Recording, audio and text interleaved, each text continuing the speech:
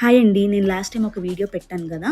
డీమార్ట్‌లో 369 రూపీస్‌కే స్టీల్ ఇడ్లీ పాత్ర తీసుకున్నానని. అది ఇదేనండి. మాకు తెలిసిన వాళ్ళెవరో మా ఊరు వెళ్తున్నారంటే ఇంటికిచ్చి పంపించాను. నేను ఇంటికొచ్చే కంటే ముందే మా మమ్మీ దీన్ని యూజ్ చేశారనమాట. సో, అన్బాక్సింగ్ వీడియో అనేది మిస్ అయింది. Sorry for that. నార్మల్‌గా ఇడ్లీ పాత్రలో ఎలా అయితే వాటర్ పోసుకుంటామో అట్లనే వాటర్ పోసుకొని ప్లేట్స్‌లో బ్యాటర్ పెట్టుకొని పైన క్యాప్ పెట్టుకొని నీట్‌గా సెట్ జేసుకోవాలి. వన్స్ ఇలా అంతా సెట్ చేసుకున్న తర్వాత gas on JC 5-10 minutes cook చేసుకోవాలి.